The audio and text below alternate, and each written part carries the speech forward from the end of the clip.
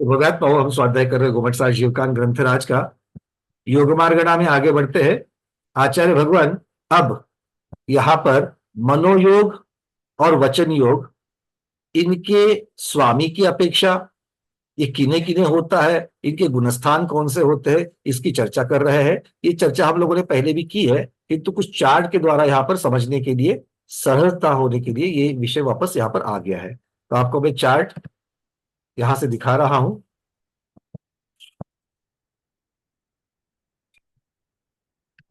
Screen share कर रहा हूं, देख लीजिए। देखो, मनोयोग का स्वामी, मनोयोग का स्वामी कौन होते हैं? संज्ञी पर्याप्तक जीव होते हैं। कौन होते हैं? संज्ञी पर्याप्तक जीव। संज्ञी किसे कहते हैं? मन वाले जीवों को संज्ञी कहते हैं। पर्याप्तक किसे कहते हैं? जिनकी पर्याप्तियां, अच्छा, पर्याप्तक उन्हें कहते हैं जिनकी पर्याप्तियां पूरी हो चुकी है।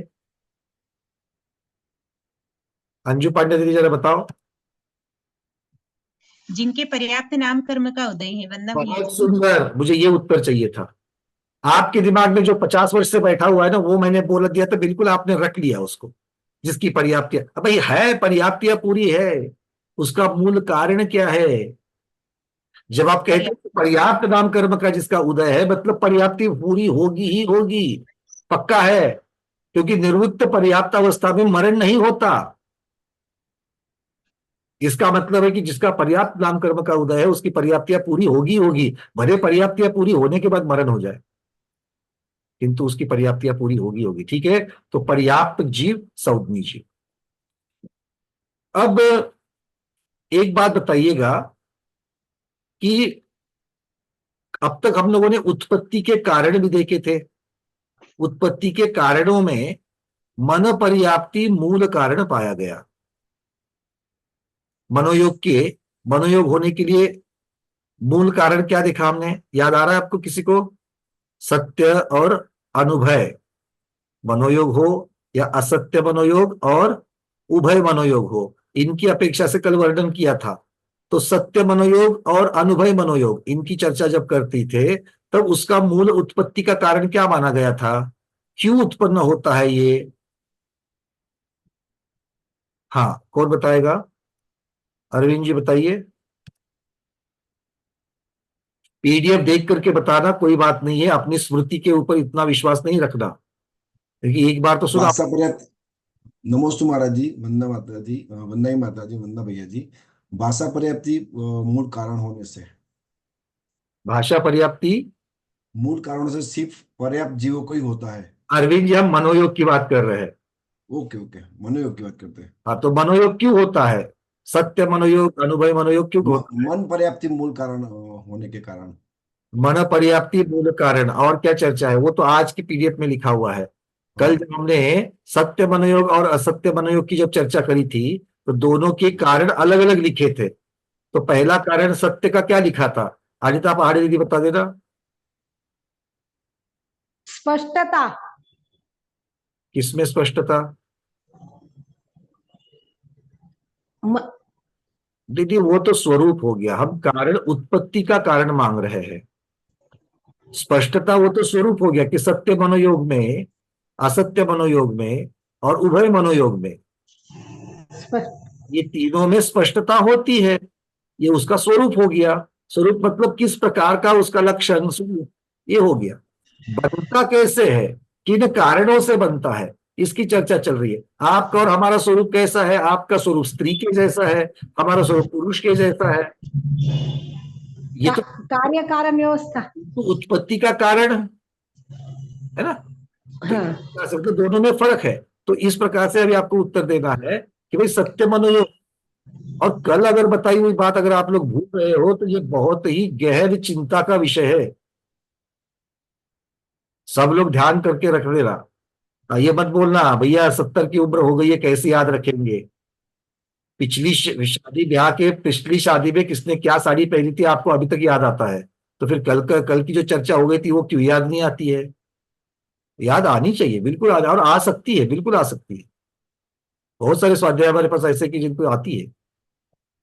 पूर्णिमा दीदी बताइए। वंदना भैया जी, मनोयोग वचन योग का मूल कारण पर्याप्ति नाम कर्म का उदय और एक लेना दीदी, एक नाम कर्म का उदय। एक का लेना। हमने सिर्फ और सिर्फ मनोयोग में भी सत्य और अनुभव सत्य मनोयोग का कारण पूछा है।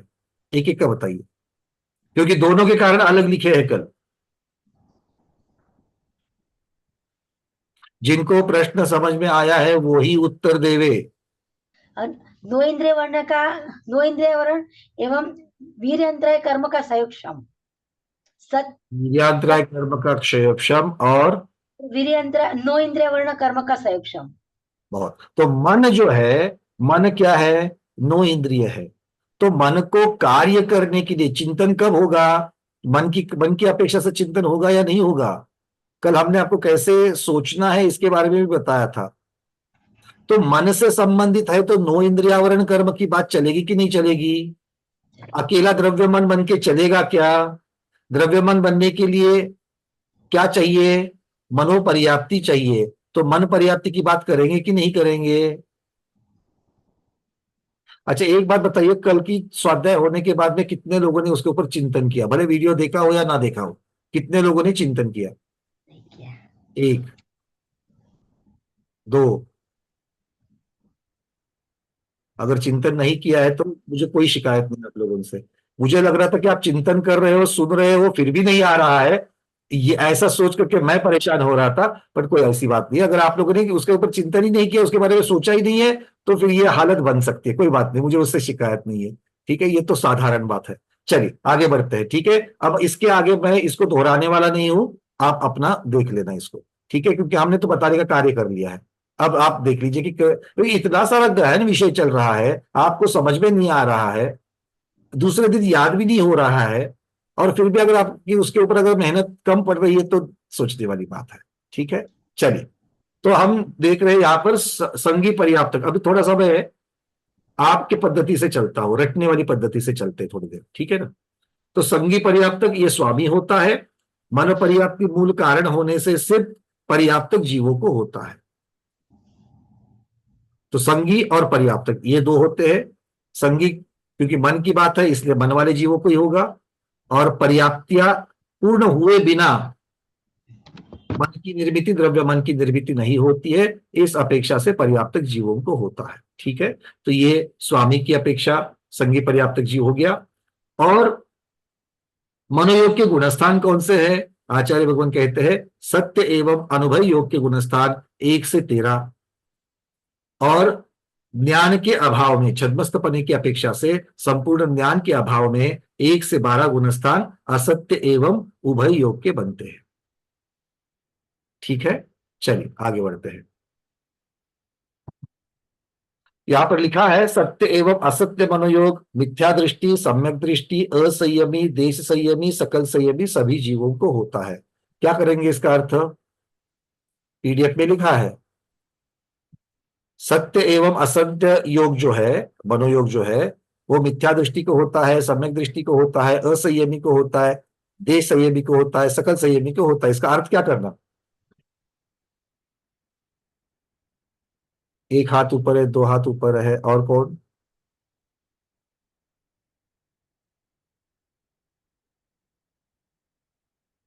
हाँ नीता दीदी बताइए। एक मिनट अनम्यूट कर रहा हूं मैं आपको, बताइए दीदी। क्योंकि वो संगी पंचेंद्रिय जीव है। क्योंकि वो संगी पंचेंद्रिय जीव है। दीदी मिथ्या दृष्टियों में सिर्फ संगी पंचेंद्रिय नहीं आते हैं, एकेंद्रिय, विकलेंद्रिय, ये सभी मिथ्या दृष्टि में आते हैं। तो उनको भी मनोयोग होगा ना, क्योंकि यहां तो लिखा है कि मिथ्या दृष्टि उनको होता है। पंकज जी, महाराज आज थोड़ा सा रुक जाइएगा, क्योंकि आज ये लोग है ना मुझे बड़ी तकलीफ दे रहे हैं 2-3 दिन से। तो थोड़ा सा मैं ये जानना चाहता हूँ ये लोगों की, ये ऐसा क्या हो गया, मुझसे क्या गलती हो गई है कि ये लोग इतना मुझे तकलीफ दे रहे हैं। पर्याप्त पंचेंद्रिय। हाँ, पर्याप्त पंचेंद्रिय। तो पर्याप्त पंचेंद्रिय तो दीदी असंगी पंचेंद्रिय पर्याप्तक होते हैं, संगी पंचेंद्रिय भी पर्याप्तक होते हैं। बताओ। में पर संगी कोई होगा, पर्याप्तक संगी। हाँ, तो यहां पर जो लिखा है उसका अर्थ क्या करूं मैं, कि मिथ्या दृष्टि को भी मनोयोग होता है, सम्यक दृष्टि को भी मनोयोग होता है। हम्म, यहां पर लिखा था सत्य मनोयोग असत्य मनोयोग, ये दोनों की बात कर रहे हैं। तो मिथ्या दृष्टि को भी सत्य होता है असत्य होता है, सम्यक दृष्टि को भी सत्य असत्य योग होते हैं। देश संयमी असंयमी सकल संयमी, तो संयमी असंयमी को भी होते हैं। तो इसका अर्थ क्या करेंगे, क्या समझना इससे? पर्याप्तक पंचेंद्रिय तो बोलेंगे ही उनको, पर्याप्त पंचेंद्रिय तो दीदी हमने असंगी को भी बोला, संगी को भी तो क्या बोलेंगे। असंगी को मनोयोग होंगे? असंगी को मनोयोग नहीं होगा क्योंकि मन ही नहीं है उनके पास तो। तो फिर अकेला पंचेंद्रिय पर्याप्त कहने मात्र से काम चलेगा क्या? और यहां पर लाइन में जो भी लिखा हुआ वाक्य है उसमें पंचेंद्रिय पर्याप्त शब्द ही नहीं है। तो जो लिखा है उसका अर्थ क्या करूं, ये मैं पूछ रहा हूं आप लोगों को। कुछ वापिस से लिखा हुआ देखने का है। सुरेश पहाड़े जी, क्या करूं, क्या लिखा है? सिर्फ संगी पंचन जो भी है वो संगी उनको देखो मैं मनोयोग सुनो एक मिनट, आपके सामने में वाक्य रख रहा हूं, जो आपको चार स्क्रीन पर दिख रहे हैं उसके नीचे सबसे नीचे लाल अक्षरों में लिखा हुआ है, उस वाक्य का अर्थ बताइए मुझे।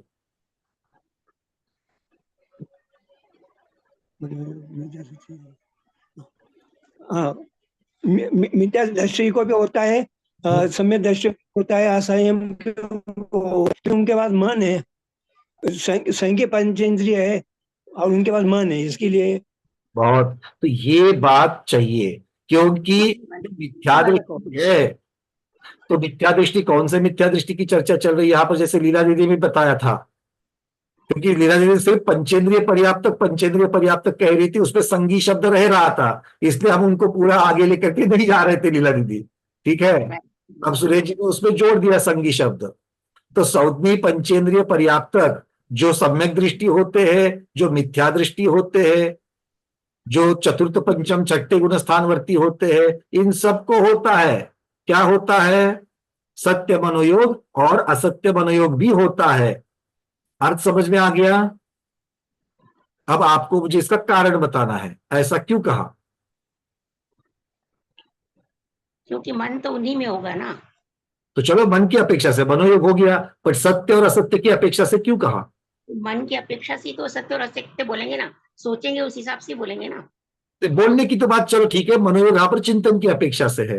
तो मिथ्या दृष्टि की अगर एक एक को ले लेते हैं, तो मिथ्या दृष्टि जो जीव है वो सत्य पदार्थ का भी चिंतन करता है, असत्य पदार्थ का भी चिंतन करता है। हाँ तो पदार्थ है, किंतु हाँ उसको वो समझने की अपेक्षा, उसको जानने की अपेक्षा से कोई विपरीत जान रहा है, इसलिए उसको असत्य पदार्थ कहा। तो सत्य पदार्थ का भी चिंतन करता है, असत्य पदार्थ का भी चिंतन करता है, कौन? मिथ्या दृष्टि, संज्ञ पंचेंद्रिय पर्याप्तक मिथ्या दृष्टि, ठीक है। ये ऐसा क्यों कर सकता है वो, ये करता है मतलब क्या है? देखिए आप लोगों को मैं फिर से बता दूं, सत्य योग, सभी असत्य करते और उभय योग, इनकी चर्चा जब भी करो तो आपको उसके साथ में एक शब्द लगाना है कि इनमें स्पष्टता होती है, ठोस निर्णय होता है। और ठोस निर्णय कौन कर सकता है? मन वाले जीव ही करते हैं, असंगी जीवों को पक्का निर्णय करने के लिए नहीं आता। किसकी अपेक्षा से? चिंतन की अपेक्षा से और वचन की अपेक्षा से। नहीं तो आप कहोगे चीटी को तो पक्का निर्णय करने के लिए आता है कि जाकर के गुड़ को ही खाती है, उसने तो पक्का निर्णय कर दिया। हम क्रिया की बात नहीं कर रहे हैं यहां पर, वो काय की क्रिया हो गई। यहां पर वचन की क्रिया और मन की क्रिया, इनकी अपेक्षा से वर्णन चल रहा है। बात समझ में आ रही क्या? तो मिथ्या दृष्टि जीव ठंडे पानी को ठंडा पानी कहता है कि नहीं कहता? कहता है। आप किसी अजैन मित्र के घर जाओ और वो बोलेगा आइए सोफे पर बैठिए, सोफे की तरफ हाथ दिखा करके बोल रहा है सोफे पर बैठिए, तो ये वचन सत्य वचन हुए कि नहीं हुए? वो जीव मिथ्या दृष्टि है कि नहीं है? तो मिथ्या दृष्टि ने सत्य वचन कहा कि नहीं कहा? अरे हाँ या ना, इतना तो कहो। मतलब सम्यक्त्व और मिथ्यात्व, इसका कोई भी संबंध सत्य असत्य से नहीं है। ये बात समझ में आ गई? चलिए, अब संयमी और असंयमी इनकी अपेक्षा से विचार करते हैं। किसी जैनी के घर में जाओ, अव्रती है, सम्यक दृष्टि है किंतु अव्रती है, अभी भी रात्रि भोजन कर रहा है, अव्रती है। अब उसने ये शब्द बोले, आइए आइए सोफे पर बैठिए, सोफे की तरफ हाथ इशारा करके कर रहा है, सत्य वचन हुआ कि नहीं हुआ? हुआ। ऐसे ही वो असत्य और उभय वचन बोल सकता है कि नहीं बोल सकता सर? जैसे फ्रिज का पानी ला की जगह पर मटके का पानी ला करके फ्रिज का पानी कह रहा है, हो सकता है कि नहीं हो सकता है? हो सकता है। वो असत्य वचन बोल सकता है कि नहीं बोल सकता है? बोल सकता है। तो स्पष्टता के साथ जब बोल रहा है तो वहां पर देश संयमी वृत्ति भी हो सकता है कि नहीं हो सकता है? अब ये सारी चर्चा जाकर के रुक जाती है छठे गुणस्थानवर्ती महाराज जी के पास। महाराज जी जाने के बाद में आओ सोफे पर बैठो ऐसा तो नहीं बोलने वाले हैं, ना ही मटके का जल देख करके फ्रिज का पानी करके बोलने वाले हैं। बोलेंगे क्या महाराज जी? नहीं बोलेंगे। फिर सकल संयमी को असत्य योग होता है, ये चर्चा कैसे आ गई? वो तो सत्य महाव्रती है।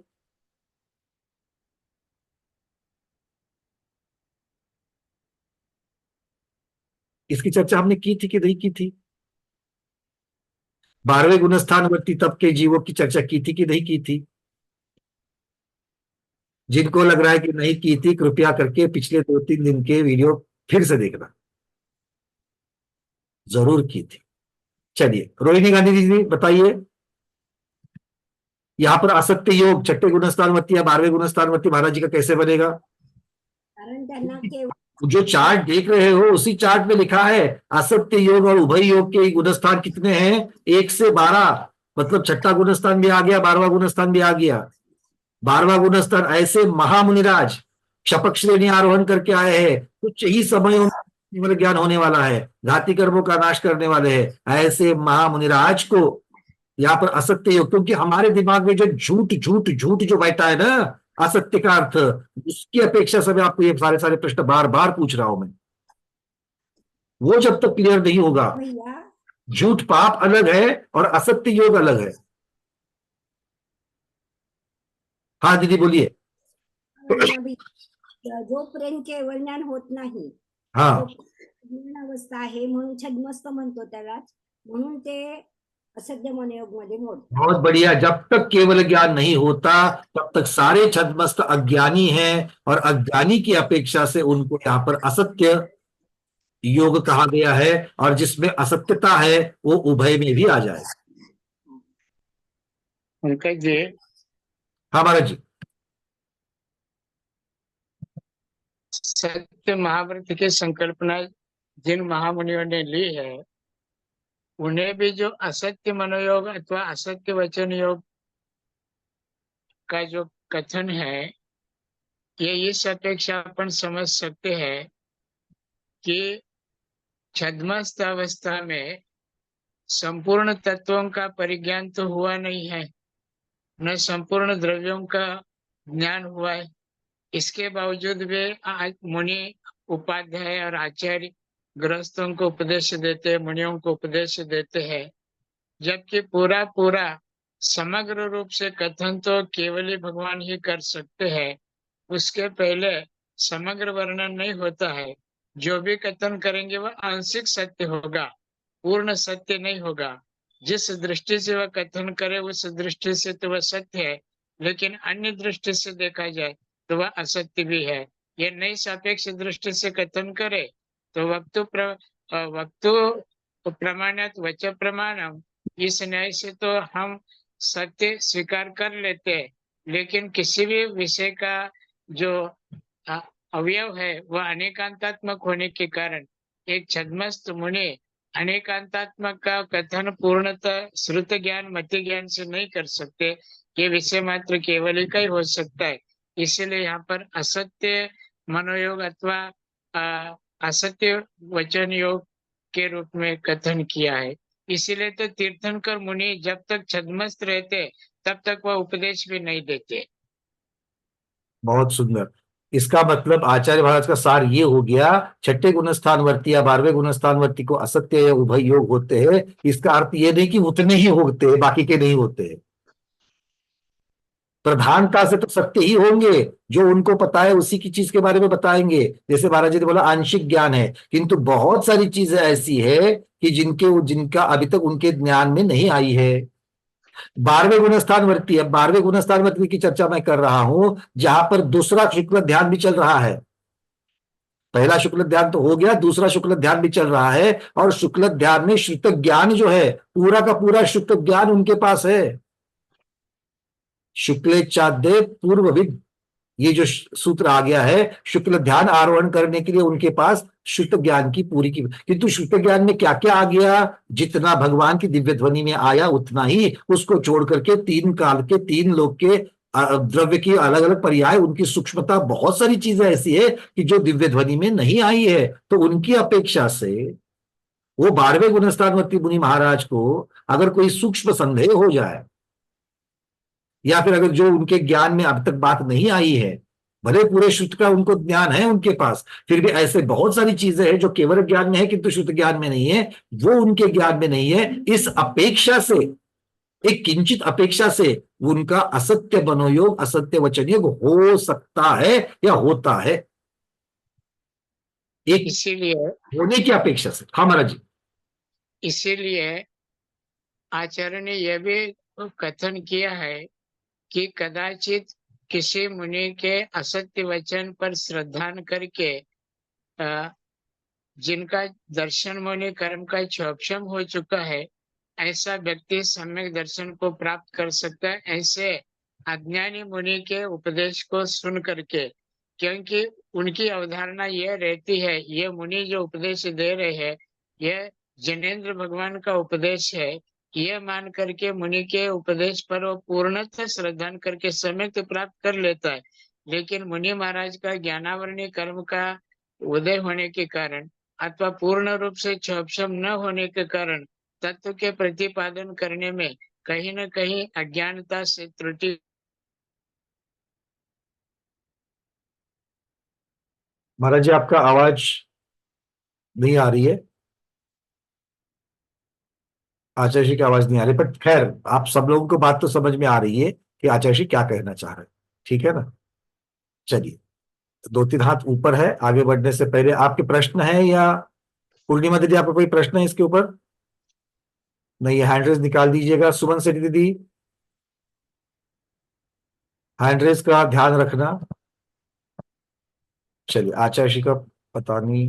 हाँ बोलिए बोलिए। आचार्य जी आपकी आवाज नहीं आ रही थी एकदम, तो अंत में आप जो कह रहे थे वो हम सब सुन नहीं पाए। अच्छा, मैं ये कह रहा था कि असत्य मनोयोग और असत्य वचन योग सकल संयमी को क्यों कहा गया है? कारण कि उनका जितना ज्ञानावरणीय कर्म का क्षोभम है उतना है, लेकिन ज्ञानावरणीय कर्म के उदय से कभी कभी तत्व के प्रतिपादन में अथवा द्रव्य के निरूपण में उनसे त्रुटि हो सकती है। लेकिन सुनने वाले जो श्रोता लोग हैं, पूर्णतः जिनेंद्र भगवान की वाणी है ये मान करके, पूर्ण श्रद्धा रख करके और स्वयं के दर्शन मुनि कर्म के क्षोभम रहते हुए वह सम्यक दर्शन भी प्राप्त कर सकते हैं। हालांकि मुनिराज जो तत्व का वर्णन कर रहे उनकी बुद्धि स्तर पर ही कर रहे हैं, लेकिन सुनने वाला जिनेंद्र भगवान की वाणी है मान करके वो श्रद्धा कर रहा है, तो मुनि छद्मस्त होने के कारण उनका असत्य मनोयोग अथवा असत्य वचन योग भी हो सकता है। इस अपेक्षा संयमी को ये 2 योग स्वीकार किया गया है। चलो, बहुत बढ़िया, सबकी बातें समझ में आ रही है ये। अब आपको मुझे बताना, ये तो मनोयोग की बात हो गई, अब वचन योग के बारे में बताना है। तो वचन योग के स्वामी कौन होंगे? वचन योग के स्वामी, स्वामी का अर्थ क्या होता है? वचन योग किन किन प्रकार के जीवों को होता है? वचन योग किसे होगा? स्मिता जोशी दीदी। अनम्यूट करिए। पर्याप्तक आणि त्रसन. पर्याप्तक आणि त्रस. चलिए, ये दोन त्रस स्वार. पर्याप्तक, ये दो आ गए। विजयलक्ष्मी दीदी बताइए, पहले त्रस को क्यों होगा, स्थावर को क्यों नहीं होगा? स्थावर में एक ही इंद्रिय रहता है, स्पर्शेंद्रिय रहता है, और त्रस में दो इंद्रिय से पंचेंद्रिय संगीतक त्रस जीव रहते हैं। एक आपने रसना इंद्रिय के नाम बता दी, और उनको ये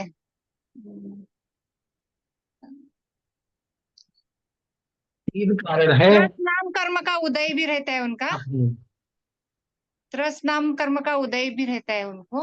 वो तो बात हो गई, वो तो ठीक है, किंतु वचन योग की अपेक्षा से, क्योंकि उनको भाषा पर्याप्ति उनकी ये रहती है, और हाँ, स्वर इंद्रिय का संज्ञा पंचेंद्रिय का वो रहते, भाषा पर्याप्ति एक रहती है उनको। देखो, भाषा पर्याप्ति बता दिया, और उसके बाद आपने रसना इंद्रिय बताया, दो बताया, एक रह गया। अभी आधा अधूरा कुछ तो नाम ले लिया था आपने।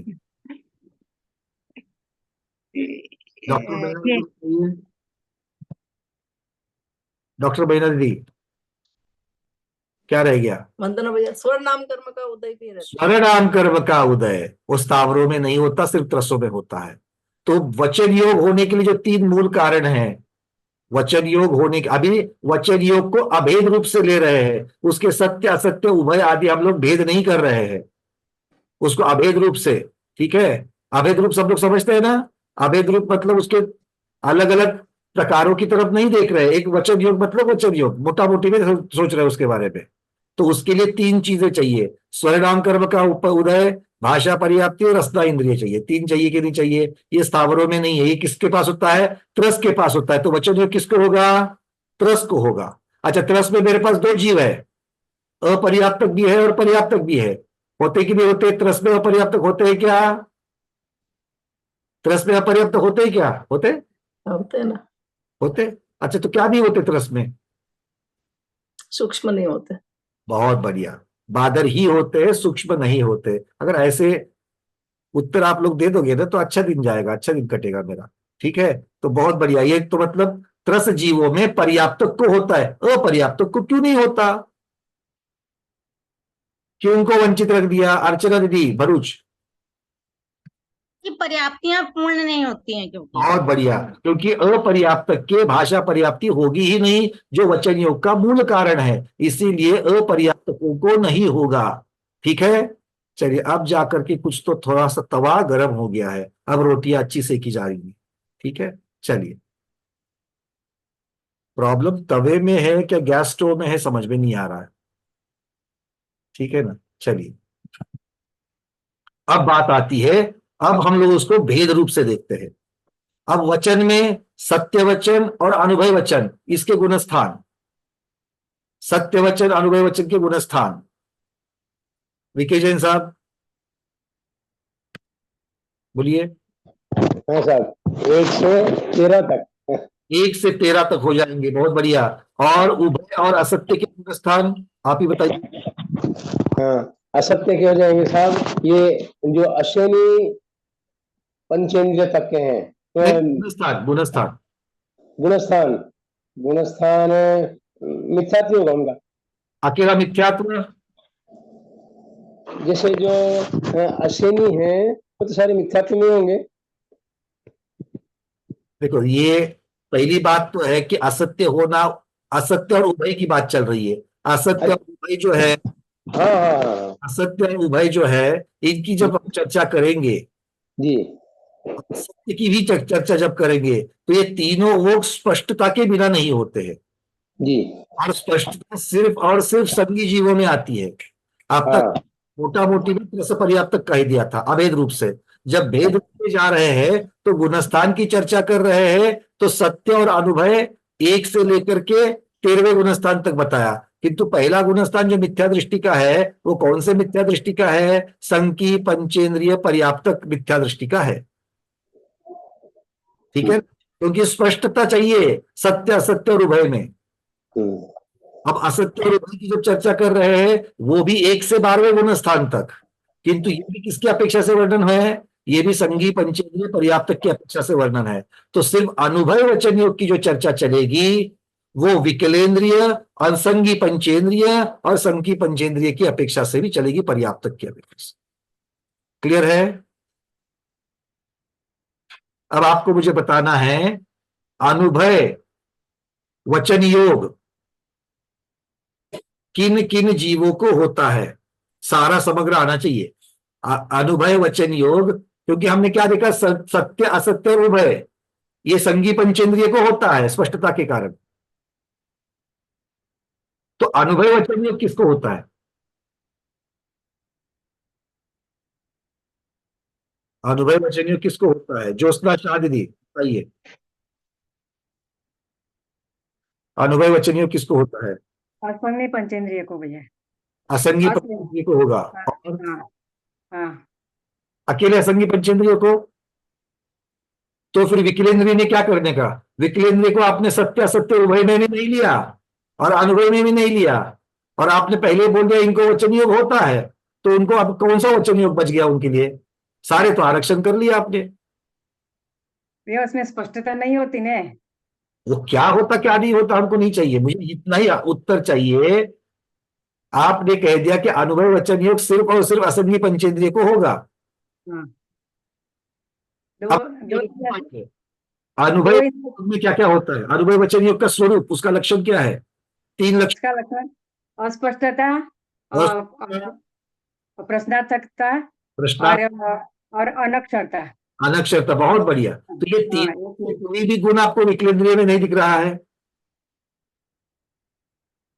अच्छा, विकलेंद्रिय में वचन योग होता है कि नहीं होता है? नहीं होता है। अरे अभी हाँ बोला था, और उनके हाँ बोलने के ऊपर तो आपने सरकार बनाई है, और अब आप बोल रहे कि नहीं होता है।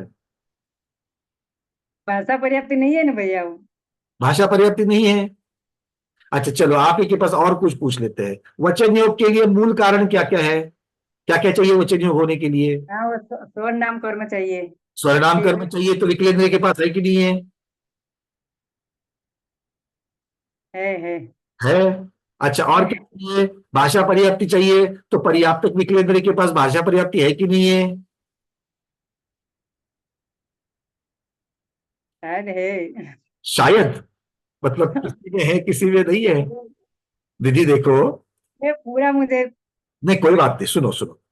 भाषा कहाँ से शुरुआत होती है?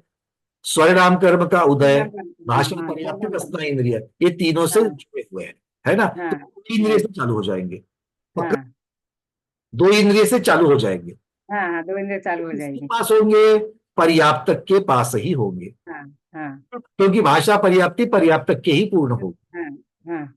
ठीक है ना? इसका मतलब 2 इंद्रिय, 3 इंद्रिय, 4 इंद्रिय जो विकलेंद्रिय पर्याप्तक है, उनके पास वचन योग होगा कि नहीं होगा? होगा होगा होगा। तो कौन सा वाला होगा? सत्य होगा, असत्य होगा, उभय होगा, क्या अनुभय होगा? नहीं, अनुभय होगा। अकेला अनुभय होगा।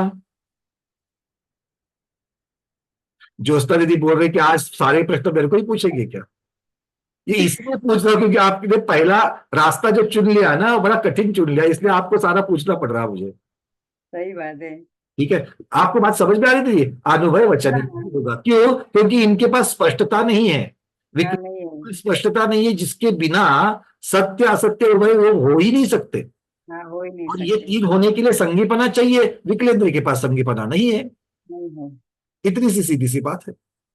बराबर। क्लियर है? क्लियर है भैया। चलिए, बहुत बढ़िया। तो नाम तो आपका आगे हो गया। आधे ऐसे बैठे थे जिन्होंने प्रतिमा योग में बैठते, इसलिए हमने उनको भी बता दिया। ठीक है, चलिए बहुत बढ़िया, सबकी बात समझ में आ गई। तो अनुभव वचन योग किस किस को होता है? पूरा उत्तर नहीं हुआ, उन्होंने कुछ तो दे दिया। असंगी पंचेंद्रिय और विकलेंद्रिय हो गया, और किसी को होता है क्या अनुभव वचन योग? गंगवाल जी, जेटी गंगवाल जी बोलिए। अनुभव वचन योग असंगी पंचेंद्रिय विकलेंद्रिय इनको छोड़ करके और किसी को होता है क्या? असंगी पंचेंद्रिय को होता है। असंगी का तो नाम ले लिया सर, विकलेंद्रिय का भी ले लिया, अब इनको छोड़ के और किसी को होता है क्या? 1 से 12 गुणस्थान तक सारे जीवों को होता है। गुणस्थान छोड़ दो, गुणस्थान पहला गुणस्थान तो स्थावर का भी होता है। गुणस्थान की अपेक्षा से चर्चा अलग चलेगी। जीव की अपेक्षा से चर्चा अलग चलेगी। असंगी पंचेंद्रिय को होता है, विकलेंद्रिय को होता है, और कौन से जीव है जिनको होता है। अगर आप पहला गुणस्थान कहोगे तो हम स्थावर में घुस जाएंगे। स्थावर का भी पहला गुणस्थान है, अपर्याप्तक का भी पहला गुणस्थान है, तो उनको होगा क्या? नहीं होगा। मतलब गुणस्थान को इसमें नहीं मिक्स करेंगे, गुणस्थान की चर्चा गुणस्थान की अपेक्षा से। तो और किसको होगा अनुभव वचन योग? चलिए निर्मल चावला जी बताइए।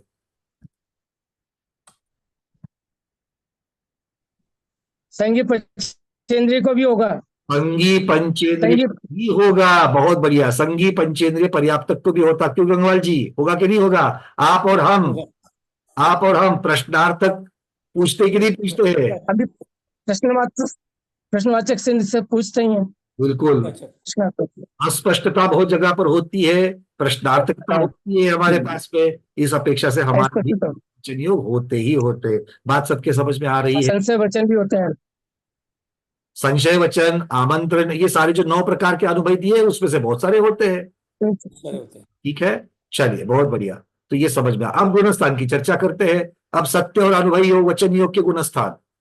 सत्य और अनुभव वचन योग के गुणस्थान उषा पाटिल दीदी बताइए।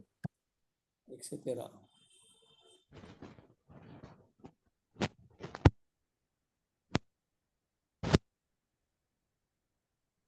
एक से 13। 1 से 13 बहुत बढ़िया। साधना दीदी ने चैट में भी डाल दिया था 1 से 13, बिल्कुल ठीक है। श्रद्धा शाह दीदी बताइए, असत्य और उभय के कितने होंगे? 1 से 12। सत्य और उभय के 1 से 12 हो गए। असत्य और उभय के 1 से 12 होंगे। चलिए बहुत बढ़िया। तो ये मतलब ये मोटा मोटी में आप लोगों को ये सारी चीजें समझ में आ गई कि स्वामी कौन होते हैं, मनोयोग किसे होता है। अभेद रूप से देखेंगे तो संगी जीव को होता है। वचन योग किसे होता है, अभेद रूप से देखेंगे तो त्रस पर्याप्तक को होगा।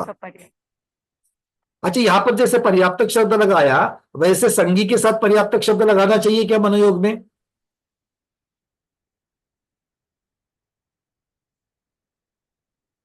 ऐसा कौन सा जीव है कि जो संगी भी है किंतु उसे वचन योग नहीं होगा? ऐसा कौन सा जीव है जो संगी तो है किंतु वचन योग नहीं है उसको? सुमन सेठी दीदी। कोई कोई तोता। कोई कोई तोता। हाँ, सर्प। वो कोई कोई तोता जब आप कह रहे हो तो हम कह रहे कि वो संगी तो है, हाँ, किंतु पर्याप्तक नहीं है।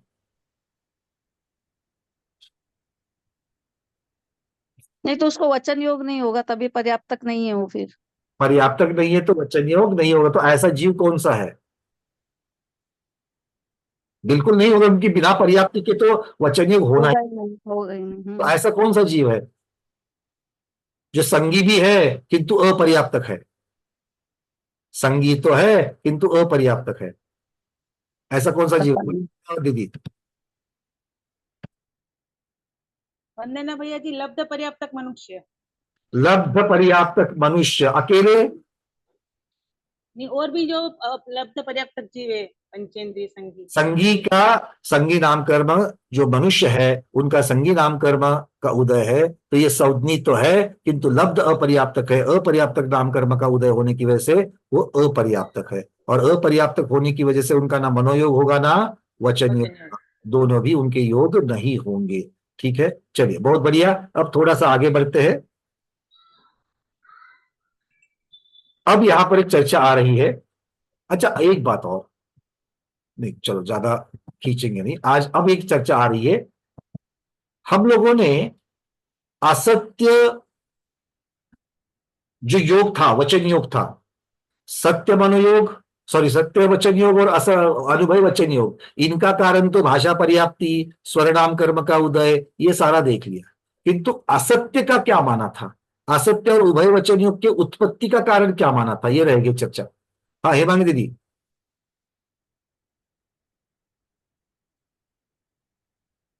असत्य और उभय वचन। बनना भी माता जी, बनना भैया, अपने अपने आवरण कर्म का तीव्र और तीव्रतम उदय। बहुत सुंदर। अपने अपने आवरण कर्म का तीव्र तीव्रतर उदय। अब आवरण कर्म कौन सा है दीदी यहां पर?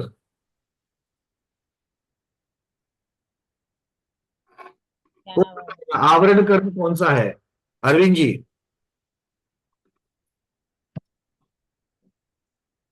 केवल ज्ञान,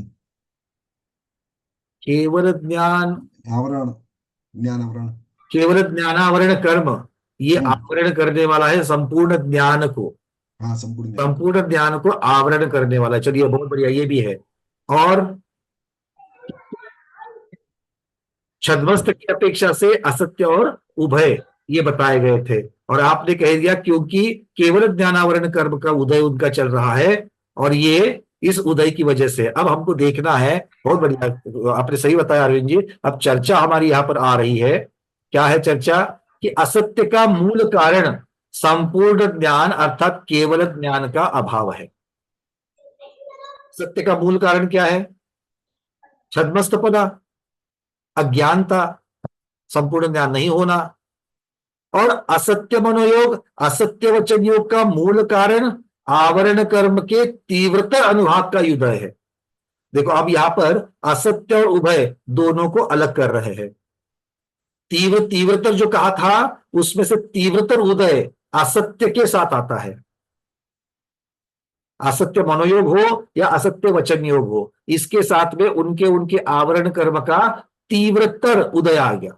और उभय के साथ में, उभय के साथ फिर वो उभय मनोयोग हो या उभय वचन योग हो, उभय है तो उसमें अपने अपने उनके आवरण कर्म का तीव्र उदय। एक में तीव्रतर उदय, एक में तीव्र उदय। तीव्रतर किस में लिया? असत्य में लिया, और उभय में तीव्र लिया। इस बात की तरफ आपको ध्यान देना है, ठीक है? अर्थ ये हो गया, आवरण का मंद अगर उदय है तो असत्य की उत्पत्ति नहीं होती। क्या कह रहे हैं? आवरण का अगर मंद उदय हो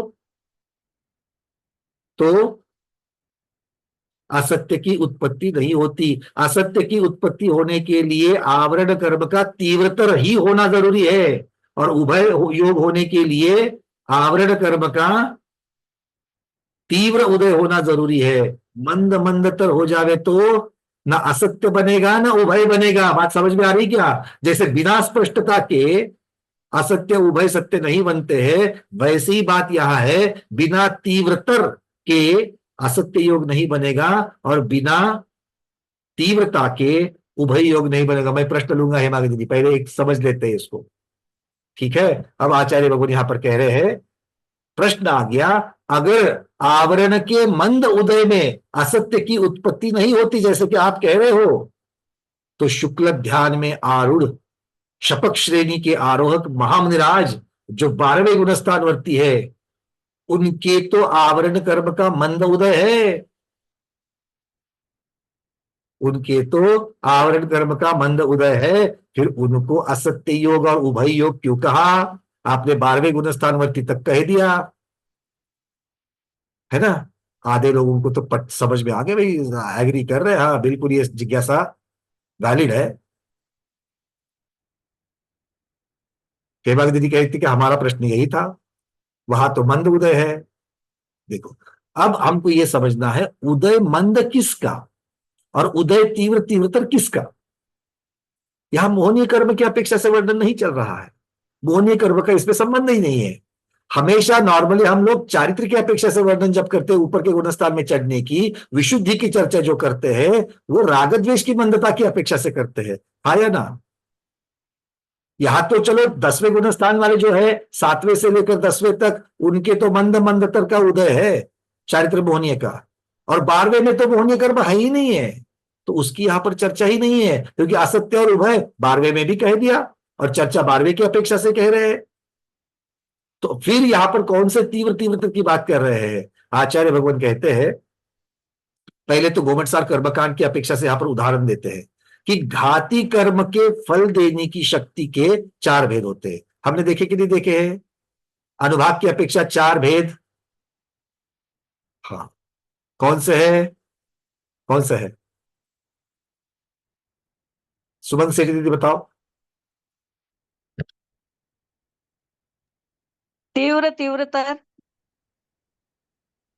मंद मंदतर, चलो ये 4 तो है, क्योंकि इनकी अपेक्षा से कुछ उपमा दी गई थी प्रमोद जी, इनकी अपेक्षा से कुछ दृष्टांत दिए गए थे अनुभाग के लिए।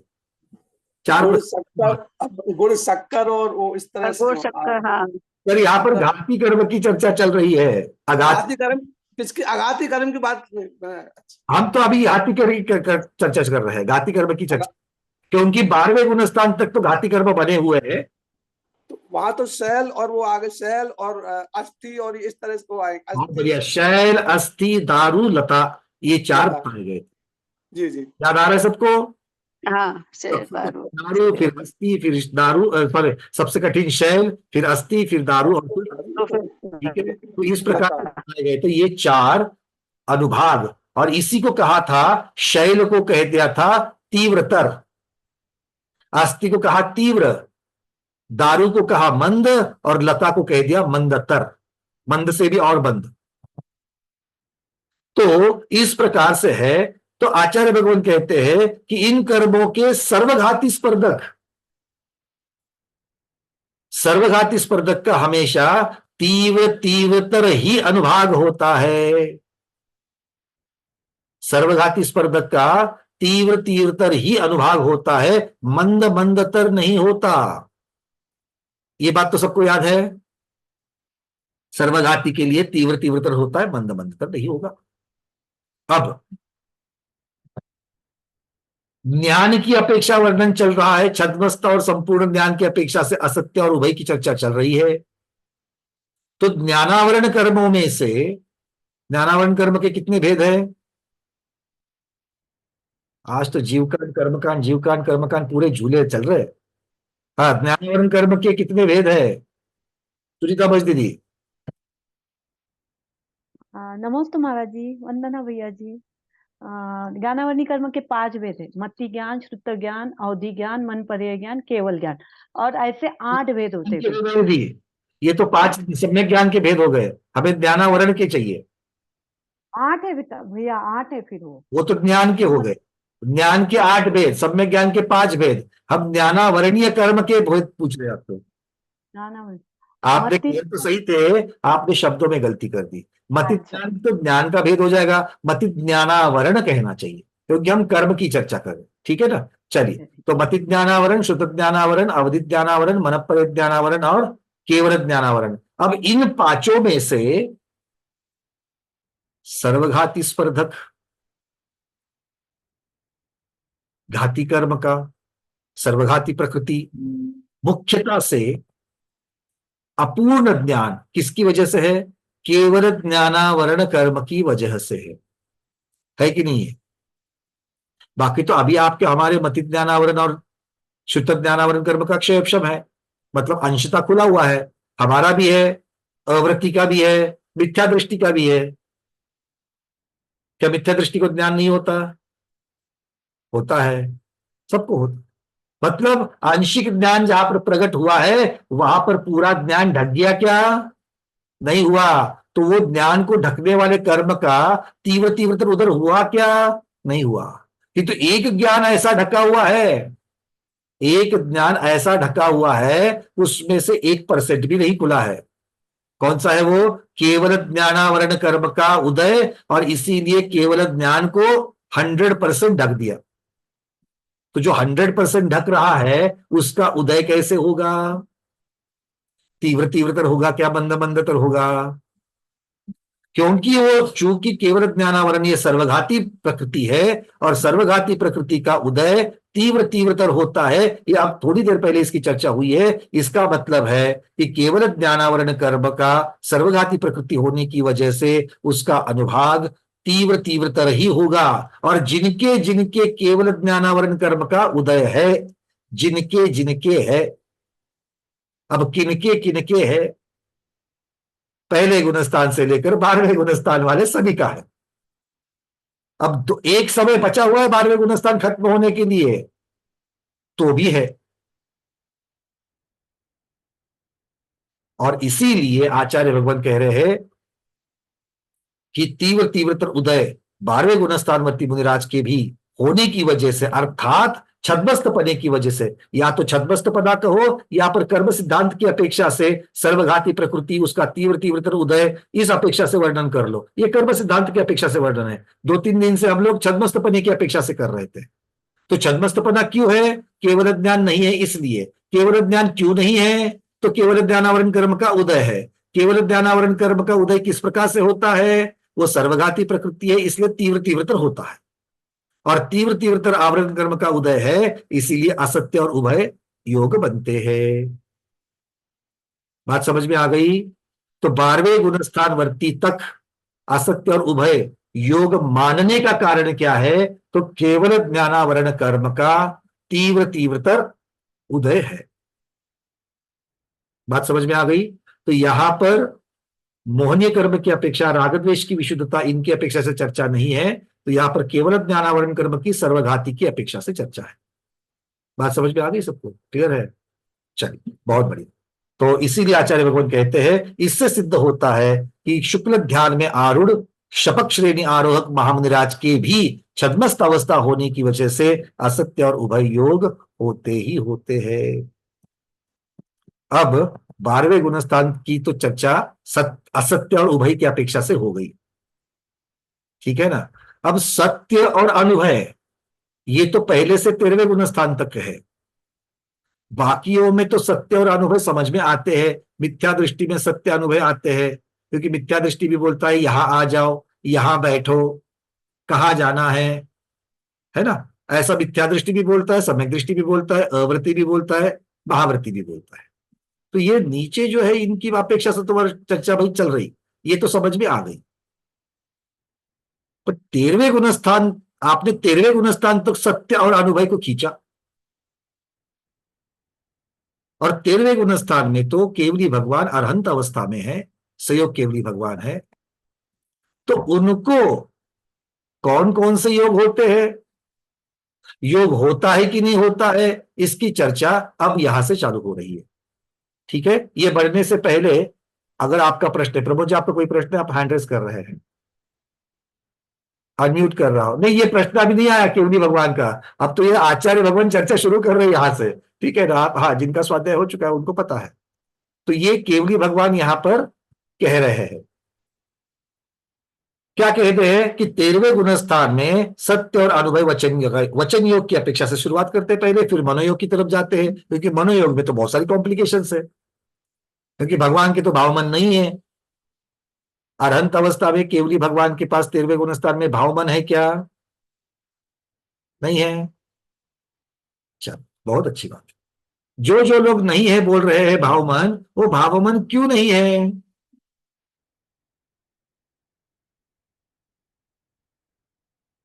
कारण पता चल जाएगा तो अपने आप सही है क्या गलत आ जाएगा, है ना। भावमन है कि नहीं है?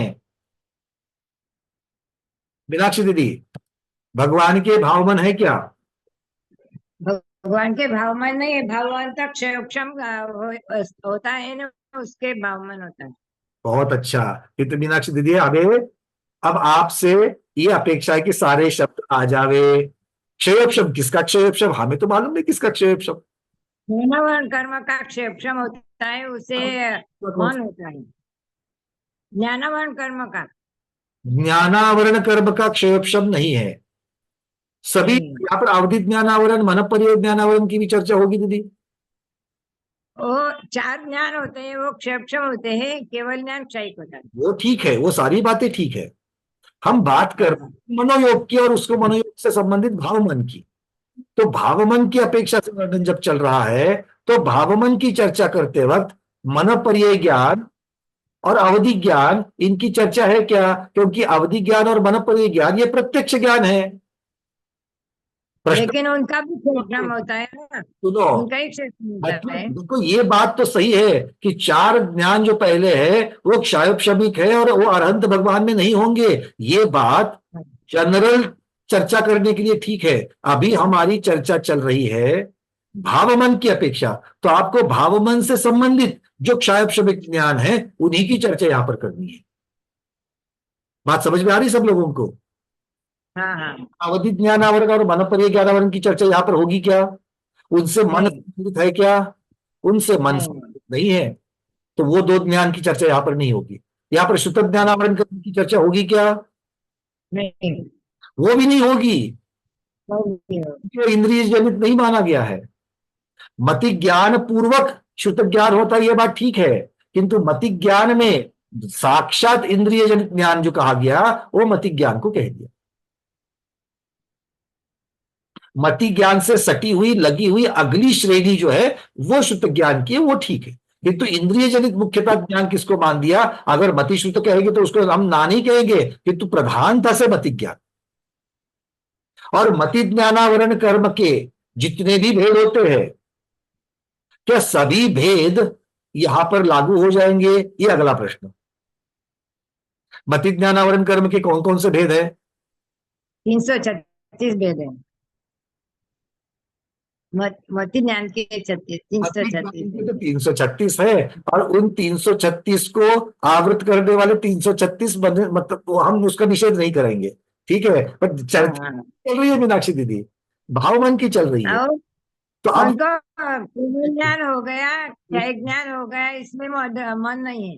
देखो, सबसे पहली बात यहां पर स्पर्श मति ज्ञानावरण कर्म जो है, मति ज्ञानावरण कर्म के आगे भेद कैसे होंगे? इंद्रिय को आवृत करने वाले एक एक इंद्रिय की अपेक्षा से भेद हो जाएंगे। ये आपके 148 की लिस्ट में नहीं आएंगे, ये 148 के आगे वाले हैं। 148 के आगे वाले बोलते, बहुत सारे लोगों ने बोलते अच्छा हो गया, मतलब ये तो हमने कभी पढ़ा नहीं, तो हमको मालूम ही नहीं, हम तो छूट गए। तो कर्मदान के मति ज्ञानावरण कर्म के आगे वर्ण होंगे इंद्रिय आवरण कर्म। दो भेद है मति ज्ञानावरण के, इंद्रिय आवरण कर्म और नो इंद्रिय आवरण कर्म। नहीं मालूम है वो? नो इंद्रिय। मति ज्ञानावरण कर्म के दो भेद हो जाएंगे, इंद्रियावरण और नो इंद्रियावरण। अब इंद्रियावरण के 5 इंद्रिय होती है तो 5 भेद हो जाएंगे, सबको पता चल जाएगा। स्पर्शेंद्रिय ज्ञानावरण, रसनेन्द्रिय ज्ञानावरण, घ्राणेन्द्रिय ज्ञानावरण, चक्षुन्द्रिय ज्ञानावरण, श्रोत्र इंद्रिय ज्ञानावरण, ये इंद्रिय आवरण के हो जाएंगे। और नो इंद्रियावरण वो मन से संबंधित है। पता चल रहा है कि मैं आपको कहां से कहां घुमा रहा हूं। आपके पास ज्ञान है, किंतु जो प्रश्न पूछा गया है उसकी अपेक्षा से चर्चा और उत्तर होना चाहिए। तो भाव मन से संबंधित कौन सा? क्षयोपशमिक इंद्रिय जनित ज्ञान है, किंतु नो इंद्रियावरण कर्म का क्षयोपशम। ये भाव मन के लिए कारण, क्या ये अकेला कारण है? क्या ये अकेला कारण है? नहीं, और एक कारण है। कौन सा कारण है प्रभु जी, जरा बता देना। और एक कारण है, कौन सा है? भावमन अंतराय। कौन सा? अंतराय कम। अच्छा, अंतराय कर्म में आपने भी वही कर दिया प्रमोद जी। अंतराय कर्म के हमें 5 भेद पता है, यहाँ पर दानांतराय की बात होगी, लाभांतराय की बात होगी, या किसकी करेंगे? वीर्यांतराय की करेंगे, है ना? शक्ति से संबंधित जो वीर्यांतराय है उसकी करेंगे। तो वीर्यांतराय कर्म का क्षयोपशम, ये एक बात हो गई। और दूसरी बात कौन सी हो गई? नो इंद्रियावरण कर्म का क्षयोपशम। अब ये दोनों के मूल कारण भाव मन के लिए क्षयोपशमिक कर्म है या कर्म का क्षयोपशम है। और चूंकि भगवान 12वें गुणस्थान के अंत में इन क्षयोपशमिक ज्ञानों का अंत कर चुके हैं, नाश कर चुके हैं, इसलिए जब कारण का नाश हो गया तो कार्य का नाश अपने आप ही होगा कि नहीं होगा? तो कारण था नो इंद्रियावरण कर्म का क्षयोपशम, वीर्यांतराय कर्म का क्षयोपशम, इन दोनों का नाश हो गया है। तो इन दोनों से बनने वाला जो भाव मन है वो भाव मन का भी नाश हो गया कि नहीं हो गया? हो गया। अर्थात अरहंत भगवान के भाव मन है क्या? नहीं है। और भाव मन की वजह से उत्पन्न होने वाला मनोबल प्राण, मनोबल प्राण किससे उत्पन्न होता है? भाव मन से उत्पन्न होता है। लिख के रखना, मनोबल प्राण किससे उत्पन्न होता है? भाव मन से उत्पन्न होता है। तो जब भाव मन ही नहीं है तो मनोबल प्राण होगा क्या? नहीं। तो अरहंत भगवान के अरहंत अवस्था मतलब 13वीं सयोग केवली भगवान की अरहंत अवस्था, तो क्या वो मनोबल प्राण वाले होंगे? नहीं होंगे। तो अरहंत भगवान को मनोबल प्राण भी नहीं है और भाव मन भी नहीं है। ये दो चीजों को अच्छी तरीके से याद रखना, कभी भी पूछा जाए उल्टा पुल्टा, कारण भी आप लोगों को बता दिए। वीर्यांतराय कर्म का क्षयक्षम, 9 इंद्रियावरण कर्म का क्षयक्षम, ये भावमन का कारण है। कारण नष्ट हो गया, भावमन नष्ट हो गया। भावमन कारण, अब तक तो कार्य बना हुआ था भावमन, अब भावमन कारण, मनोबल प्राण कार्य। तो जब भावमन रूपी कारण नष्ट हो गया है तो मनोबल प्राण रूपी कार्य होगा क्या? नहीं होगा। क्लियर है? कारण कार्य की अपेक्षा से समझते हैं। अब चलते हैं आगे। अब आती है बात मनोयोग की। अब आती है बात मनोयोग की। भाव मन तो नष्ट हो गया, किंतु द्रव्य मन नष्ट हुआ है क्या भगवान के? द्रव्य मन तो नष्ट नहीं हुआ है। और द्रव्य मन पौद्गलिक है क्या भावनिक है? पौद्गलिक है ना? द्रव्य कहते ही पुद्गल हो गया, तो द्रव्य मन पौद्गलिक है। पौद्गलिक है मतलब उसमें आपने पुद्गल शब्द लगा दिया, तो पूरण और गलन होगा कि नहीं होगा? पुद्गल का तो ये स्वभाव है पूरण और गलन होना। तो पूरण और गलन, पूरण मतलब पूरण पोड़ी वाला पूरण नहीं, हाँ, नहीं तो आप वहां पर घुस जाओगे। पूरण और गलन, गलन तो सब लोग समझ रहे हैं, गलन मतलब हानि होते जाना, उसमें से निकलते जाना, गलते जाना। और पूर्ण होना मतलब पूर्णता होना, उसमें और भी आय होते रहना। तो फिर ये पूर्ण गलन की प्रक्रिया द्रव्य मन के साथ भी होगी कि नहीं होगी? होगी। तो जब द्रव्य मन का गलन होगा तो मनोवर्गणा, मनोवर्गणा से रॉ मटेरियल क्या था? मनोवर्गणा। मनोवर्गणा से द्रव्य मन बना है कि नहीं बना है? बना है। तो उसमें से जब गलन होगा तो क्या गले, किसका गलन होगा? मनोवर्गणा का गलन होगा। और जब आपूर्ति होगी, पूर्ण होगा, तो मनोवर्गणा का पूर्ण होगा, हा या ना? हाँ। तो ये मनोवर्गणा को लेना और मनोवर्गणा का जाना, ये जो चीज है, इसकी वजह से ये जो प्रक्रिया हो रही है, इनकी वजह से भगवान, अच्छा ये प्रक्रिया क्यों हो रही है? ये महत्वपूर्ण है। आप बोलोगे योग, आत्मा में परिस्पंदन हो रहा है इसलिए खींच रहा है। नहीं, उल्टा है। शरीर नाम कर्म का उदय, शरीर नाम कर्म का उदय होने की वजह से जीव में पुद्गल नो कर्म वर्गणा और पुद्गल कार्बन वर्गणा, इनको खींचने की शक्ति आ जाती है। ये उसका कारण है। और इसीलिए इनकी अपेक्षा से ये पूरण और गलन चलेगा। और पूरण गलन जब चल रहा है तो उसकी वजह से आत्मा में खलबली बचेगी, आत्मा में परिस्पंदन होगा। ठीक है? और आत्मा में परिस्पंदन होगा तो वो फिर से कर्मणा को, दो कर्म वर्गना और कार्बन वर्गना को खींचेगा। ये चक्र चलता रहेगा, चक्र चलता रहेगा, चक्र चलता रहेगा। कब तक चलता रहेगा? कब तक चक्र चलता रहेगा? जब तक उसके अंदर शरीर नामकरण का करंट बह रहा है, तब तक चलता रहेगा ये चक्र। तो 13वें गुणस्थान के अंत तक ये चक्र चलता है। 14वें गुणस्थान में शरीर नाम कर्म का उदय नष्ट हो गया, उदय नहीं है शरीर नाम कर्म का। तो उस अपेक्षा से भगवान के अब 14वें की अपेक्षा से योग नहीं है, किंतु 13वें गुणस्थान में भगवान के मनोयोग है। बात समझ में आ गई?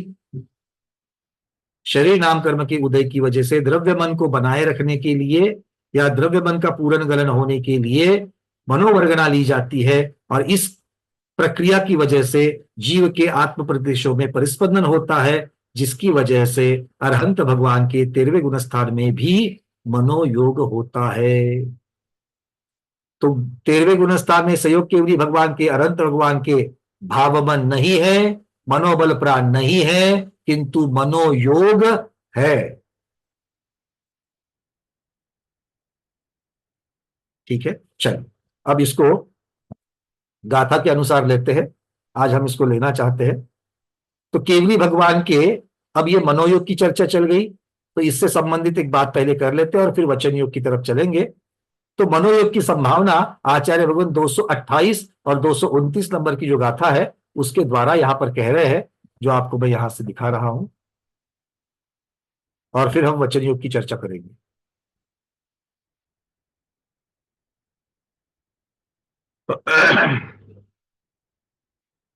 मनसह्याणं वयनं दिट्ठं तप्पुवमिति सजो गम्मि उत्तो मनवयरेणिन्द्रियणाणेन हीनम्मि अंगो वंगुदयादो दौवमनट्ठं जिनिन्दचन्नम्मि मनवग्गन खन्दाणं आगमनादो मन जोगो।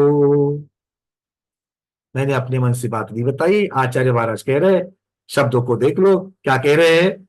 मन सहीयानम वयनम, अर्थात मन सहित जीवों के वचन जो है, दिठम तव पूर्वमिधि, मतलब संगी जीवों के वचन मन पूर्वक ही होते हैं, मनो ज्ञान पूर्वक होते हैं। ठीक है, आचार्य भगवान कह रहे हैं मन सहित जीवों के वचन मनोज्ञान पूर्वक ही होते हैं, मनोज्ञान पूर्वक होते हैं। अतः अब ये किसकी चर्चा चल रही है? संगी जीवों की। तो अतः आगे क्या कह रहे हैं? इंद्रिय ज्ञान रहित संयोग केवली भगवान में उपचार से मनोयोग कहा गया है, किसी विवक्षा से कहा गया है। मनोयोग तो है किंतु विवक्षा से है। उत्तो मनोवयरे निंदियनानेन हिन्नम्मि। अच्छा, ये बात हो गई। अब क्या कहते हैं? अंगो वंग उदयादो, अंगोपांग नाम का जो नाम कर्म है उसके उदय से क्या होता है? दौवमनट्ठम, द्रव्यमन होता है। और द्रव्यमन की रचना किससे होती है? मनवगण, मनोवर्गणा से होती है, मनोवर्गना के स्कंदों से होती है, खंदानम। और ये मनोवर्गना की जो आगमन होता है, मनोवर्गना के आगमन की वजह से भगवान के उपचार से मनोयोग कहा गया है, दु मन जोगो। बात समझ में आ गई? तो दो कारण आचार्य भगवान यहां पर कह रहे हैं। हमने एक की चर्चा करी थी, एक की चर्चा और हमको गाथा में मिल गई। द्रव्य मन को बनाए रखने के लिए जो मनोवर्गणाएं आती है, उनके निमित्त से अरहंत भगवान के उपचार से द्रव्य मन की अपेक्षा से मनोयोग माना है। और सौदनी जीवों को, आचार्य भगवान कह रहे हैं, सौदनी जीवों को जो वचन होते हैं, क्योंकि भगवान की दिव्य ध्वनि तो खेल रही है, तो उनकी वो भगवान के वचन ही है, और सौंगी जीवों के वचन मनोपूर्वक ही होते हैं, ये कह रहे हैं। तो इसलिए इस विवक्षा से, उस उपचार से आगे बढ़कर के हमको पता चलेगा कि भगवान के तो मन नहीं है, इसलिए भगवान को संगी भी नहीं कहते हैं। ये अलग विवक्षा हो जाएगी। किंतु अभी वो सौदनी मार्गणा में देखेंगे। अभी यहाँ पर योग मार्गणा में क्या कह रहे हैं? भगवान को वचन है, इसलिए भगवान को मन भी है, मनपूर्वक वचन होता है। इस अपेक्षा से, ये एक प्रधानता की अपेक्षा से, उसको प्रधान करने की अपेक्षा से आचार्य भगवत कह रहे हैं। किंतु भगवान का यहाँ पर इच्छा द्वारा, भावमन द्वारा कोई भी कार्य नहीं होता है, ये हम सब जानते हैं। ठीक है, अब आचार्य भगवान आगे और खुलासा करते हैं। लेकिन ज्ञानावरण और अंतराय कर्म का संपूर्ण क्षय हो जाने की वजह से, कौन से ज्ञानावरण का? नो इंद्रियावरण ज्ञानावरण का। और अंतराय में से कौन के? वीर्यांतराय कर्म के संपूर्ण क्षय हो जाने की वजह से उनको मनोबल प्राण नहीं होता, क्योंकि मनोबल प्राण की उत्पत्ति ज्ञानावरण अंतराय कर्म के क्षयोपशम से होती है। ठीक है, इसकी चर्चा हमने करी थी।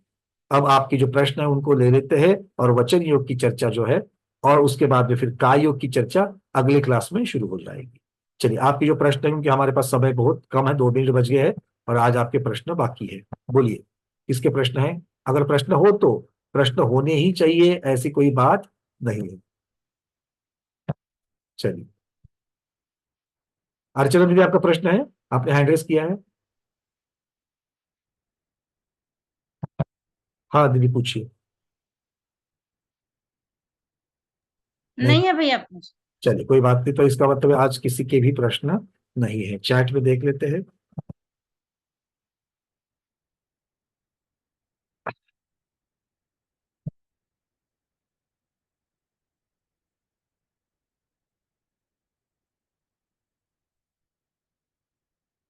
चलिए नहीं है। मीनाक्षी दीदी, आपका हैंड रेस है, कोई प्रश्न है क्या? अच्छा, आपका प्रश्न है, अनम्यूट किया है दीदी। वो आपने बोला कि मनोबल की उत्पत्ति 9 इंद्रिय वर्ण कर्म और वीर्यान्तराय कर्म के उदय से या क्षयक्षम से? क्षयक्षम से, क्षयक्षम से, ठीक है ना, क्योंकि उदय क्या करेगा, ढकेगा, किंतु हम सब में उदय, उदय तो होता है कर्म का, क्योंकि वो तो फल दे रहा है, किंतु कैसा उदय होता है उसका? उदया भावी क्षय और सद अवस्था रूप उपशम, मतलब उसका हम क्षय, ठीक है। चलिए, हाँ प्रमोद जी। 12वें गुणस्थान में आपने असत्य मनोयोग का जो बताया था कारण, वो मतलब उसमें छद्मस अवस्था होता, केवल 11 वर्ण का मतलब केवल 11 वर्ण की वजह से बताया था। तो उसमें मतलब शुद्ध तो उनके पास पूरा है, लेकिन आपने कहा था वो शुद्ध के अलावा भी जो कुछ होता है वो उनके पास नहीं है, मतलब इसका मतलब ये हुआ। बिल्कुल, क्योंकि वो तो शुद्ध ज्ञान के धारक है, संपूर्ण शुद्ध के धारक है। तो संपूर्ण शुद्ध ज्ञान अलग है और केवल ज्ञान अलग है। केवल ज्ञान के अनंत भाग है यहाँ पर। हाँ, अच्छा। और भगवान की दिव्य ध्वनि में क्या आएगा? जितना पूछा जाएगा और जितनी दिव्य ध्वनि आएगी उतना ही आएगा, उसके अलावा भी कुछ हो सकता है, वो वहां नहीं है, वो वहां पर नहीं, वो वहां पर नहीं। ठीक। चलिए हेमांगी दीदी। भैया ज्ञानावरणी कर्म को सर्वघाती प्रकृति कही है, तो सिर्फ केवल ज्ञानावरण की अपेक्षा से ही सर्वघाती कही है। ज्ञानावरण की अपेक्षा से ही लेना चाहिए, बाकी के ज्ञान तो उसमें क्षयक्षम होता है। वही प्रश्न था। चलिए अरविंद जी, इंटरनेट चला जा सकता है हमारा जल्दी। ये केवल ज्ञान जो क्षायिक है, बाकी के जो क्षायिक जो 4 ज्ञान है, तो इसमें फिर मंद मंदतर और कैसे कंसिडर करेंगे? हाँ, मन केवल ज्ञान जो क्षायिक है वो तीव्र तीव्रतर अपन जो सर्वघाती है, तो बाकी के जो 4 ज्ञान है उनका भी हो सकता है, उनका भी तीव्र तीव्र तक आ सकता है ना। सकता तो अभी हमारे पास मनोपरि ज्ञान है क्या? उसका क्षयोक्षम भी नहीं है, तो उसका पूरा तीव्र तीव्रता का भी उदय है हमारे पास। तो चर्चा उसकी नहीं है, चर्चा संपूर्ण ज्ञान की अपेक्षा से है, क्योंकि मनोपरि ज्ञान और अवधि ज्ञान ऐसे ज्ञान है, उनके बिना भी तो आपको संपूर्ण ज्ञान हो सकता है, केवल ज्ञान हो सकता है, ठीक है। इसलिए उसका तीव्र तीव्र तक उदय बिल्कुल होता है। अभी हम सब में, आप में और हम में है मनोपरि ज्ञान, बिल्कुल 1% भी हम में और आप में नहीं है मनोपरि ज्ञान। अवधि ज्ञान की अभी उत्पत्ति है कि आपकी और हमारी नहीं है, ठीक है। चलिए कुसुम दीदी कलकत्ता। नमस्कार आचार्य श्री वंदना माता जी, वंदना भैया जी। ये अभी आया अपने कि मनोबल प्राण जो है वो ज्ञानावरण और अंतराय कर्म के संपूर्ण क्षय से होता है, लेकिन मन पर्याप्ति प्राण इसीलिए नहीं है क्योंकि उनका क्षय हो चुका है। हाँ, संपूर्ण क्षय हो जाने से उनके मनोबल प्राण नहीं होते केवल भगवान के। हाँ, नहीं हुए तो हाँ ठीक है, लेकिन 9 इंद्रियावरण कर्म का क्षयोक्षम से फिर क्या आएगा अपने? पर्याप्ति। 9 इंद्रियावरण कर्म का क्षयोक्षम भी चला गया।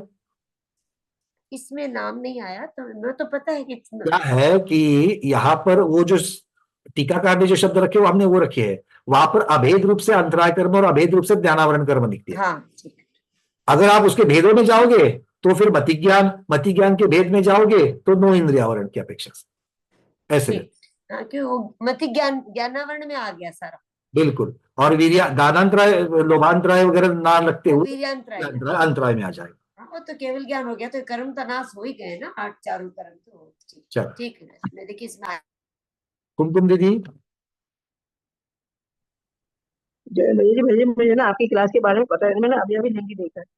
मैं जो प्रश्न पूछेंगे, क्योंकि मैं वैसे स्वाध्याय करती हूँ इसका, जीव कांत जी का भी, कर्मकांत जी का भी। हाँ बोलिए। मैं तो वैसे उसमें से प्रश्न पूछूं, मैंने आपकी क्लास अब मैं कल से अटेंड करूंगी, मैंने लिंक आज ही देखा है।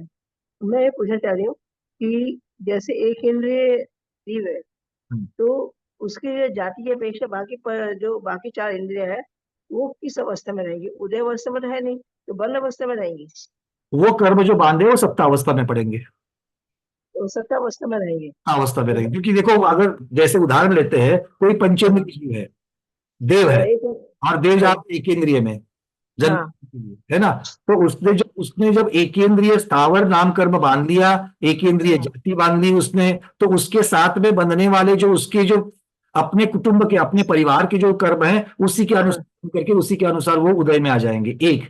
और दूसरे जो कर्म उन्होंने बाकी के बांधे हुए हैं, अगर उन्होंने कभी मान लो कि अब स्थावर नाम कर्म, त्रस्त नाम कर्म जो है बनते रहते हैं, अगर कभी उसने त्रस्त नाम कर्म बांधा है तो सत्ता में पड़ा रहेगा, और इस प्रकार सत्ता में रहेगा। चलिए वो में जन्म लेना 10 दिन में, तब वो सत्ता में आके उदयमनी में आएगा। ये मुझे समझने में दिक्कत होती है, थोड़ा धीरे धीरे बोलिए, क्या कह रहे हैं? जी मैं कह रही जैसे जीव उसका मतलब सत्ता में है, हाँ, तो जब 10 नाम कर्म का उदय आएगा तो वो उदयमनी में आएगा, पहले तब आएगा ना, होकर के भी आ सकता है। पहले उदयमनी में आगे तो उदय में आएगा ना, पहले तो उदय में नहीं आएगा, संक्रमण हो गया उसका पहले में आते वक्त संक्रमित होकर के आएगा। जैसे मान लीजिए अभी हमारा मनुष्य आयु और मनुष्य गति का उदय चल रहा है, और वो में अभी तिर्यंज गति बांधी थी, अब उसका समय उदय का अभी आ गया, पर तिर्यंज गति अभी कर्म प्रकृति तो तिर्यंज गति के अपेक्षा से बंधी थी, किंतु वो तो संक्रमित होकर के प्रकृति बदल करके मनुष्य गति में आकर के फिर वो उदय देगी।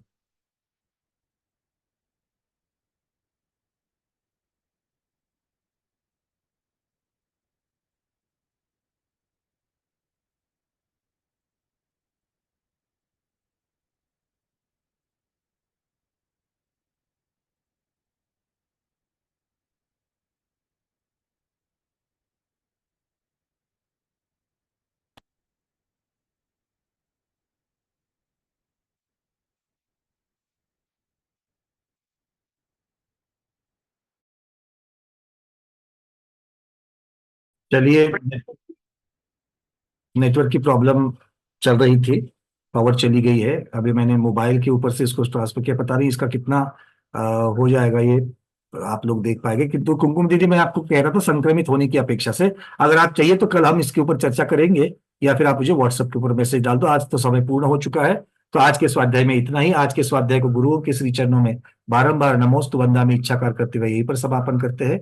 जैनम जयतु शासनम, जैनम जयतु शासनम, जैनम जयतु शासनम।